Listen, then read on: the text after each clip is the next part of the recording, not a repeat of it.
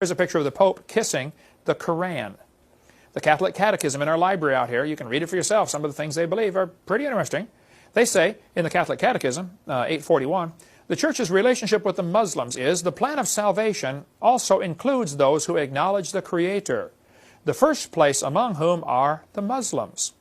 These profess to hold the faith of Abraham, and together with us they adore the one merciful God. There's an excellent little bitty comic book called The Prophet you can get from our ministry. It's like $2 or something like that, by Jack Chick. He goes through the history of the Muslim church and how they started. Very few people realize it was the Catholics that started Islam. They started the whole religion purposely to try to get the Holy Land back for the Catholics.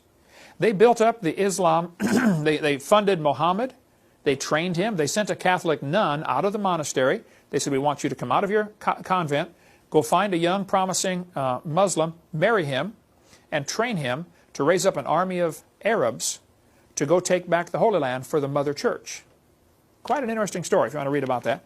It started to work, but then it failed because Islam got so big, they said, well, forget you Catholics, we're doing what we want.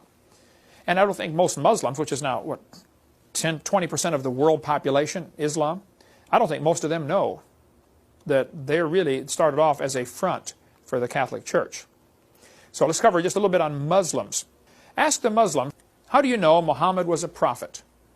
They'll say, well, he had a mole on his back. Holy moly. That's how you know he's a prophet, because he's got a mole on his back. I've got a mole on my back. Got one right here on my cheek. Man, I must be a double prophet. Got 2 moles. Albert, you got any moles? Yeah. Wow, bow down and worship Albert, you know. In one of the Muslim verses says, Muhammad asks the question, when I am dead and buried in the ground and go back to dust, is that all? What will happen to me? Muhammad himself had no clue if he was going to heaven. This verse in the Quran says, when he reached the setting of the sun, he found it set in a pond of murky water. Would that be scientifically accurate to say the sun sets in a pond of murky water? No. I would say the earth turns around and the sun, appears to go around the earth. This is not scientifically accurate. The Quran has loads of scientific errors. It's not a holy book. Allah commands any person who leaves Islam or encourages others to do so should be seized and slain. There are over 100 commands in the Quran to kill people who won't convert. Anybody that won't convert has to be killed. And I see Bush and these guys saying, we're trying to bring democracy in Iraq. The problem with Iraq is their religion. They are being taught every couple days in the synagogue, you've got to kill anybody who won't convert. And there probably are millions of Muslims who don't like this and they don't want to do that, but in order to be a good Muslim, you have to kill anybody else who won't become Muslim. That's the rules, okay? Islam is a religion where God requires you to send your son to die for him. The Bible is where God sent his son to die for you. Exactly the opposite, okay? If you study the history of Jerusalem and the problems with Islam, it's phenomenal. Keep in mind, they both come from the 2 sons of Abraham. Abraham, if he wouldn't have gone down into Egypt and got that Egyptian girl and had that one baby Ishmael, we wouldn't have this whole problem, because all the Arabs come from Ishmael. And the price of gas would not be over $2 a gallon if it hadn't been for Abraham and Hagar, okay? Probably more if the Jews had control of all of it. They like money too. But the Romans and Byzantines, trampled the city of Jerusalem. Chuck Missler's got all kinds of stuff on the Jerusalem and the problems they've had with Islam over the years. It's been trampled down by the Gentiles. The Bible says, I will make Jerusalem a cup of trembling unto all people. And we've got a ton of stuff in our college class CSE 200 series about Islam. One of the books we sell in our bookstore, and I don't get off into every single religion there is, but Islam is a growing, powerful religion, and you need to study it, is this little booklet, Who is this Allah? On page 27, he says, the last hour will not come before the Muslims fight the Jews and the Muslims kill them. That's their plan.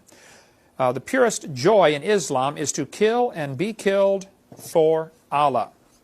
After killing tens of thousands of non-Muslims in Iran, Ayatollah Khomeini said, in Persia, no people have been killed so far, only beasts. Because he thought they're not Muslims, so they're not really people. Allah created Adam, making him 60 cubits tall, according to Baqarah, volume 4. That's 90 foot tall. I mean, is that, you believe that Adam was 90 feet tall? In the third serve, verse 105, it says, in the great and final redemption, only white faces shall be saved, all black faces will be condemned. In other words, you got to be white to go to heaven, to the Muslim heaven. Okay? In the fourth surah, it says, marry as many women as you like, 1, 2, 3, or 4. In Islam, they tell the people you can have 4 wives, but only 4. So what they'll do is they'll get 3 wives, and then the 4th one, they have what they call convenience marriages. You can marry somebody for 15 minutes and then divorce them. So you can have all the concubines you want. Oh, I was only married 15 minutes. There's no law against that. That's their law. It says you can do that. In volume 1, it says, Abu reported, when any of you wakes from sleep, he performs ablution. He must clean his nose 3 times. For the devil spends the night in the interior of the nose. Good Muslims will get up in the morning, suck water into their nose, and blow it back out 3 times. That's got to hurt. Why? Well, because the devil lives in your nose. While you're sleeping, the devil crawls in. That's what they teach. Okay? Baqarah volume 4 says that Satan stays in the upper part of the nose all night. Well, guess what expression we get from that? The boogeyman. Right? The boogerman. Abdu reported, the Apostle Allah said, people should avoid lifting their eyes toward the sky while supplicating in prayer. Otherwise, their eyes would be snatched away. If you're praying and you look up, your eyes will be popped out of your head. He reported, non-Muslims eat in 7 intestines while a Muslim eats in 1. Is there a biological difference between non-Muslims and Muslims? Do non-Muslims have 7 intestines?